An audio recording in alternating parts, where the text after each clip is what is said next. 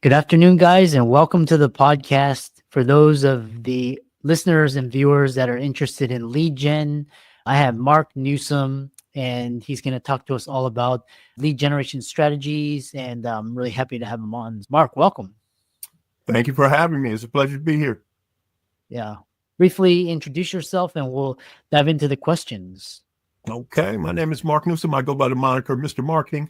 But basically, what I do, Dr. Lou, I help small business owners and service providers do two things: utilize what they previously considered dead or greatly underused assets and resources. And I also help you generate more business without having to pay retail each time for new customers. Interesting. Moving along, what is your client avatar? What are they searching for, running away from, frustrated, fed up with? How do you to get them to come and work with you?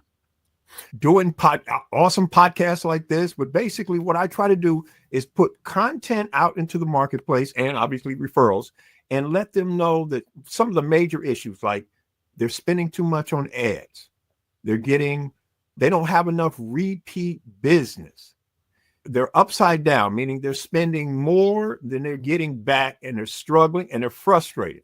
And I want to show them how, with just a few tweaks here and there, they could take that frustration and make that cash flow like this, start getting more business more often, and making more, not just earning more revenue, ladies and gentlemen, generating more profit. Because Dr. Lou will tell you, just because you bring $1 in the door doesn't mean you're in profit. I want to show you how you don't have to spend that entire dollar. You might be able to do it for 40 cents and keep that 60% or more in your pocket. Moving along, the one question I have for you is, what is somebody that wants to improve their lead generation strategy? What should they be doing? Just broad picture. A couple of things. First of all, ladies and gentlemen, before we even talk about lead gen, because that's very important, as you well know, the current customers that you have, you must realize that they know people who are your ideal customer, your ICP, your ideal customer persona, your avatar, whatever you want to call it. In other words, let's say Dr. Lou and I play golf together. If I can influence him, or somebody influences him, when he comes to the golf course, he tells me, or vice versa. So the first thing I'm going to suggest you do is figure out how to get more revenue from your current customers. Yeah, okay. And then the next question I have for you is, you talked about how practically any aspiring entrepreneur can constantly benefit from consistently asking the magic question. I'm going to try it out on you right now, Dr. Lou. They have no idea what I'm going to say. We'll see if this Mark Newsome, Mr. Marketing guy, has the goods. Dr. Lou, is it okay if I periodically refer you new customers in business? Yeah, that's fine. All right. Now, ladies and gentlemen, you heard his answer. Now, by the same token, as long as it doesn't take away from anything you're currently doing, are you okay with periodically returning the favor? Sure. There it is, ladies and gentlemen. There's the magic question. But now here's a caveat. You don't go across the street with a vendor you've never done business with, offering them, asking, is it okay if you refer? You start with the vendors you currently have, and you ask them if it's okay for you to periodically refer them new business. In other words, you're asking them, are they open to you becoming a commissioned only affiliate for them? And if the answer is yes, and then you say, are you okay with returning the favor? What you want to do with those vendors, because think about it, they have customers, do they not? They have employees, and they have vendors who have customers and employees. You want to get your extremely time sensitive, that's the key, market tested, first time only customer discount coupon, gift certificate, whatever you want to call it, you want to get it in their hands, because now you're avoiding all, Dr. Lou, how many times have you heard this? It'll take between 7 and 21 touches when you run traditional advertisement before anybody realizes what you're doing and potentially becomes a customer. I got news for you, ladies and gentlemen. You're going to be broke by the time that happens. When you use a strategy like this, you're getting directly to the people you want to reach. And here's the other thing you tell them. You offer them, say, a discount. I'm just making this up for conceptual purposes only. You offer them a small discount, say 10%, if they come alone, up to $100 or X. But if they drag a friend who's at least 18, that 10% goes to 30% or X. So in other words, you ethically bribe them to bring somebody with them. This is the same as McDonald's saying, would you like fries with that? They don't get everybody. They don't have to get everybody. When McDonald's and all these other fast food restaurants now that's wised up says, would you like X with that? They're going to get 10 to 40% of their daily traffic to say yes. And then you know what else McDonald's did once they figured this out? They asked an additional question. They said, when you and I say yes to would you like fries with that, or would you like an apple pie, or would you like a medium? So they say supersize you. And another 10 to 15, 20% say yes. And they sell those supersized fries at retail, Dr. Lou. Now you look at that. And if you're curious, ladies and gentlemen, that's why the executives of McDonald's, their kids go to the best universities on the planet. They drive the best cars and they live in the biggest houses and they have big bank accounts. That simple 6-word phrase, would you like fries with that? Makes them money all day, every day. So the point is, when somebody comes into your store or buys online, you have an additional offer that, like you notice when you buy from Amazon, they say, hey, if you like that, you might also like this. That's why they do it. It makes money. And you don't have to be a mega corporation to at least test this strategy, right, Dr. Lou? You don't have to be a deep-pocketed Fortune 500 corporation to do this. It's simple, it's to the point, and it'll make you money and increase your cash flow. No two ways about it. Interesting. So then the next question I have for you is, when you talk about helping business owners, service providers monetize what was previously considered dead assets or resources, how do you do that? Oh, excellent question. And I'm so glad you asked it. Ladies and gentlemen, there's a lot of ways, but let's just use something simple because I want to make it practical enough that when you leave this podcast, you've got a game plan. You say, okay, I hear what he's saying.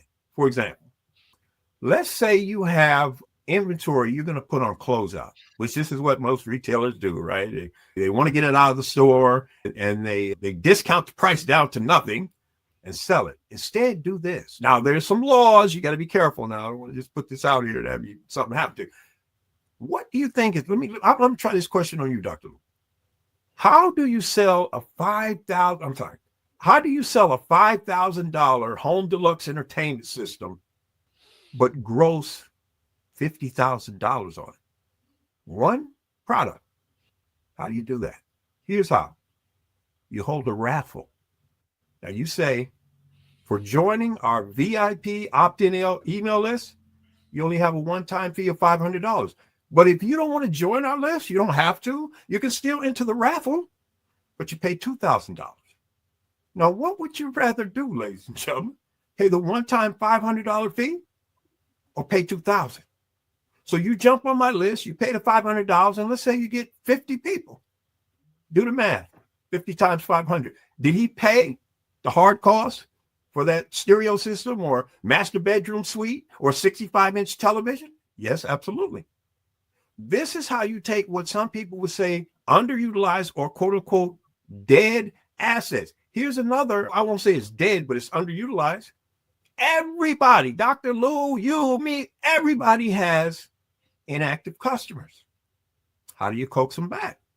Maybe he has a product or service that he can tell me, Mark, add this to whatever you're doing, and tell them for an extremely limited time, they come in and get your thingy and his thingy too. He gets introduced to a whole new audience for nickels, pennies on the dollar. I look good to my customers. I get goodwill, and they go out and brag to their friends. Look what I got. Where'd you get that? Mark's Appliance. You go in there, you do this, and they give you this other thing. This guy's men's clothing store, whatever it is. Ladies and gentlemen, there is more synergy that's untapped, waiting for you or your major competitors to tap into it and make some money. Interesting. Next question I have for you is, so you talk about this, how can aspiring business owners consistently benefit and profit from the internet without their own website or their own paid email service provider? Excuse me, if I said without the email, I made a mistake, but whatever. Just because you don't have a website or you're not on LinkedIn, you still need email. So I apologize, but that was a typo. What I was trying to say is, if you and you don't, ladies and gentlemen, Dr. Lou, let them know you don't need a website to have an email address. All right. You may not realize that, but that's true. But the point is, start building your own list. And the simplest way for you retailers to build a list, and you service providers, offer a free drawing, but it's got to be something sexy now. You can't do some super low thing. They're not excited. You got to entice them. Have you ever gone in the grocery store and they got these good looking young women at the end of the aisle and they're offering samples? Why do you think they do that? Because they know for a percentage of the people they give a sample to, some of us are going to say, hey, where do I get that? They say, oh, aisle 5 or aisle 3 or over here, whatever. Some of us are going to upgrade and want to get the whole enchilada. So and Dr. Lou, let me say this too, ladies and gentlemen. I know he's told you this, but I'd be criminal if I came on his podcast and I didn't hammer this home too. Ladies and gentlemen, unless your last name is Zuckerberg, you and I do not own these social media platforms. Do not try to build your entire business strictly using social media, because your Titanic is headed for an iceberg. You're going to wake up one day and bam, your 500,000 TikTok followers, your 500,000 LinkedIn followers, your 500X followers, gone. Your 500,000 Instagram followers, gone. All that effort you put into it, wiped out. So you want to leverage social media. What do you mean? You try to get them off the list by doing what we call a lead magnet, some bait, in other words, it's grass, a giveaway that gets them onto your list. So then you can contact them as often as you want. And some people want to subscribe. So what? They probably weren't going to buy from you anyway. But the people who remain on your list, if you write offers that are relevant to them or affiliate products and services that are relevant to what they're doing, you're going to make some money. Interesting. How can small business owners generate cash infusion without banks or private or institutional investors? Let me do this one really fast, because this one, ladies and gentlemen, I love this. I forgot I even put that in there, Dr. Lou. Thank you. Let me give you a simple example, because this is mind blowing. If you really stop and think about it. Let's say Dr. Lou owns an upscale men's barbershop. This is where everybody goes. And ladies, just like with you with the hair salons, the men's barbershop is command central. We talk and argue about politics, women, sports, international, local, national, whatever the subject is, celebrities, entertainers, past former sports legends, current sports legends, current celebrity legends, all just like the women. We talk about all. We talk about who's going through the divorce, who just had a grandchild, who just had their second child, who's moving into a new house, who started a new business, who failed a bit, all of that stuff. So I said all that to say this. So Christopher has 5 stylists. He's the barber. He owns the business, but he's got 5 stylists. I'm the retail appliance store owner. Obviously I wouldn't get my hair done there, Dr. Lou, but I get my hair done there. He and I have known each other for years, and we talk everything. Hey, Mark, how's business? I say, Chris, I got something that I think you might be interested in. He said, what is that? I pull out a stack of 500 business cards. I said, here's what I'm going to do. You can do this any way you want. You can give my business card away because it's 2-sided, but side A just has, the name of the business, blah, blah, blah. Side B says, mention Chris's barbershop and save X. I'm going to use 10%. However, simply for dragging a friend who's at least 18, you automatically save 40% or X up to $1,500 or X. I said, Chris, you put your name in the bottom right-hand corner so I know who it's from. I'm going to let you and any of your stylists who want to pass these out. You can do it 2 ways. You can just give it to your customers, or you can say, hey, when you spend X amount of money, you get the shave and the haircut, you get this coupon. It's got a 72-hour window, 3 days. It cannot be past 3 days or whatever today's date is, and it has to be dated. Now, here's the point. When they come in to redeem this, I see Christopher's name, he gets $50 per every lead that converts. Now, Christopher's smart enough to say, hey, wait a second. I can carry these things around with me wherever I go. And whenever I get into a conversation, I can ask who else wants to save some money on some retail appliance stuff. And here's what I'm going to do to sweeten the pot. I'm going to let Chris come into the store as long as he brings somebody with him. I'm going to let him pick out a 65-inch colored television at cost, a tablet at cost, as opposed to advertising. So now he's got a 65-inch television, an advertisement, a walking billboard in his house, and he's got a tablet. Is he going to spread the word? Yeah. You think the other stylists who get in on this, are they going to spread the word? Yeah. And here's the beauty of it. Every week, whoever delivers me the most customers, not who spent the most money, the most first-time customers, I'm giving them a $200 cash bonus. What? Every week after that, ladies and gentlemen, that they lead the pack, I'm going to double it. So you get $400 cash on top of the $50. Plus, when they reach the 11th customer, in other words, over 10, it's $75 cap from now on. Now, here's in case you're still wondering, what is this word not borrow the money? Christopher is smart enough to realize I could do this on the side and I could raise enough capital, $10,000, $15,000, $20,000. I don't need a small term loan from the bank, do I? No, you sure don't. And then what I would do, I'll take it a step further. Every 3 months, I'll call Chris up and say, hey, pizza's on me. What do you want? No, we want pepperoni. I buy 4 or 5 large cheese pizzas. So when his audience comes in, they come in and he says, hey, help yourself to pizza. And they say, oh, Chris, you sprung for pizza. He says, no, I didn't. The guy two stores down in this mini strip mall, Mark's Appliance Center, he bought that. What? Yeah, that's what he does. That's how you go. Now, remember, my competitors, you know what they're doing right now as we're on this podcast? They just ran a 30 or 60-second ad in your local market. Neither one of us saw it. And guess what? They still had to pay for it. I'd rather pay for results, wouldn't you? Yeah. That's what we're talking about here, ladies and gentlemen. That's how interesting it could be.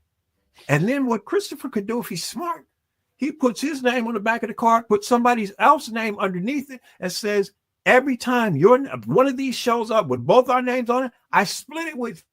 He gets 10 or 15 people to do this. It's commission only. They can do it when they want. Now he's raising enough. In fact, you know what else I'll do?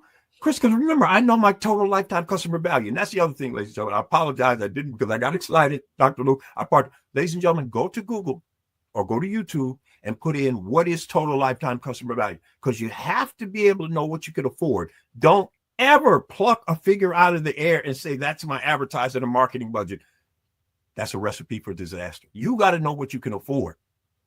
You don't spend $5,000 if your customer is only worth $3,000 over lifetime, right, Dr. Luke? You're going to go broke. People are, with this Amazon stuff, doing this all the time. Don't do it. Here's the other thing that I tell Dr. Luke that's really going to sweeten the pot. I say, Chris, every time you send me, I'll make up some 25 customers, himself, 25 customers in a month or 20 customers in a month, I'll pay your commercial lease for the month. What? So that means every person that sits in my chair is profit if you perform. Absolutely. Because I want to ethically bribe these guys into becoming my walking, talking billboards. How can people connect with you and find out more about you? Oh, my goodness. Excellent question. Ladies and gentlemen, if you want to hang out online, please go to youcanmarketonlinenow.com. All one word. Don't skip any spaces. That is my self-hosted blog. Promise you there's more content and ideas on there than you and I can use in a lifetime. You can also find me on LinkedIn. I don't know if Dr. Lou will have my LinkedIn address in the show notes, but I can send it to him. But the point is, you can go to my blog. There's a ton of what I like to call low-cost, high-impact, non-traditional marketing strategies and tactics, just like what he and I talk about in this time together. Excellent. Thanks so much. And thanks so much for coming onto the podcast. And my pleasure. Thank you for having me.